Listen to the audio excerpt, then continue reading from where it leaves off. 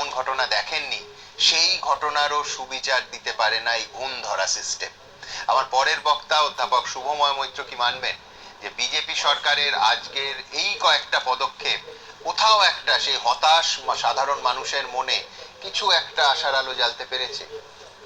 সুমনবাবু, মানে সেদিন শ্রমিকবাবুর ইন্টারভিউটা দেখছিলাম আর কি, এবং সেখানে উনি যখন এটা বলেন তখন আমার মনে পড়ে যায় যে সেই 14ই আগস্ট রাতের কথা। আপনার এখানে অনুষ্ঠানের পর গাড়ি নিয়ে আমরা খুব একটা এগোতে পারিনি এবং সিঁথি মোড়ের কাছাকাছি চত্বরে বিশ্বনাথ দা এবং আমাকে নেমে পড়তে হয়, এবং তারপর পুরো রাস্তায় একটা মিছিলের উল্টো দিকে হাঁটতে হয়, অর্থাৎ কোনো রাজনৈতিক দল নেই এবং সেই জায়গায় রাস্তায় একটা মিছিলের জনস্রোতের উল্টো দিকে হাঁটা, বাড়ির দিকে যাব বলে এই ধরনের একটা মিছিল আমার জীবনে আমি কখনো দেখিনি। এবং সেইখানে মানুষের ক্ষোভটা একেবারে পরিষ্কার ছিল।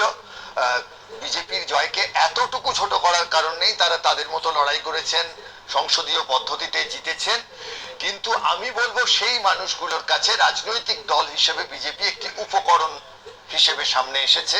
তাদেরকে ব্যবহার করে মানুষ বুঝতে পেরেছেন এই সরকারকে সরানোর জায়গায় এই দলটি এই মুহূর্তে সবচেয়ে উপযুক্ত জায়গায় আছে এবং তারা তাকে সঙ্গে নিয়েছেন।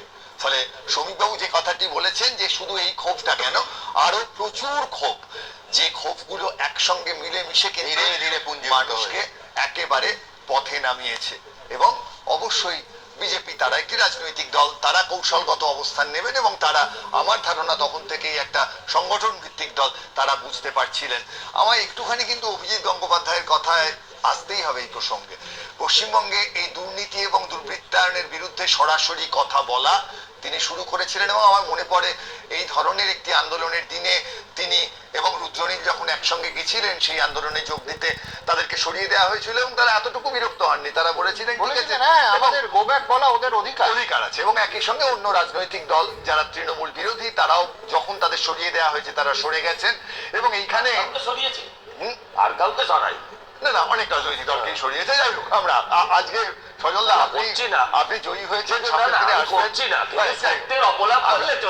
আমরা সকল মানুষকেই বলি যারা এর বিরুদ্ধে গেছেন। এবং একই সঙ্গে আমার পানিহাটির তথ্য দেখছিলাম যে 33.8% ভোট পেয়েছেন তৃণমূলের প্রার্থী, এবং সেইখানে একটা প্রশ্ন উঠবে যে তৎসত্ত্বেও তৃণমূলের প্রার্থী কি করে এই ঘটনার পর 33.8% ভোট পেলেন। যারা নির্বাচনে ভোট দিয়েছেন তাদের প্রতি সম্পূর্ণ শ্রদ্ধা এবং সম্মান রেখে এই মায়ের কান্না আজকেও গলা ধরে আসছে। এগুলো দেখার পর নির্বাচনে কোন রাজনৈতিক ভাবনায় দাঁড়িয়ে মানুষকে এরপরেও সেইখানে তৃণমূল প্রার্থীর পক্ষে ভোট দিতে হয়েছে যারা এই বিষয়গুলোর সঙ্গে যুক্ত ছিলেন। এবার একটা প্রশ্ন আসছে যে একটা ঘটনা, জয়ন্তবাবুও বলছেন যে আইন ব্যবস্থা যেটা পায়নি সেই ব্যবস্থাটা অভয়ার মা লড়াই করে ফিরিয়ে আনলেন গণতান্ত্রিক একটা লড়াইয়ের মাধ্যমে।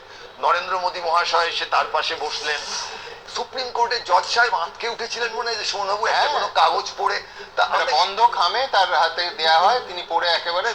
আজকে মানুষ কি জানতে চাইবে না যে তার মধ্যে কি ছিল যার জন্য একজন জজ সাহেব আঁতকে উঠছেন? কি লেখা ছিল? এই যে যেমন একজন জজ সাহেব বলতে পারেন যে 30 বছরে তিনি এরকম ঘটনা দেখেন কি ছিল, কি ছিল। সজল দ্বারা তো এখন পাওয়ারে আছেন, নিশ্চয়ই দেখবেন। আত্মহত্যার একটা ফোন গেছিল, এই ফোনটা তো ট্র্যাক করা বেশ সহজ বলে আমার মনে হয়, যে কে ফোন করলেন, কার নির্দেশে আত্মহত্যার কথা বললেন।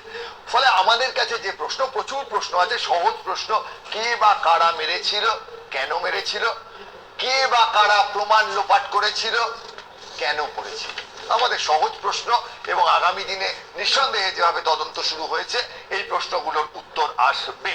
সার্ভিস প্রোভাইডার কতটা কি দিতে পারবে, বিশেষ করে হোয়াটসঅ্যাপের যে জায়গাটা টেকনিক্যালি কিন্তু খুবই শক্ত।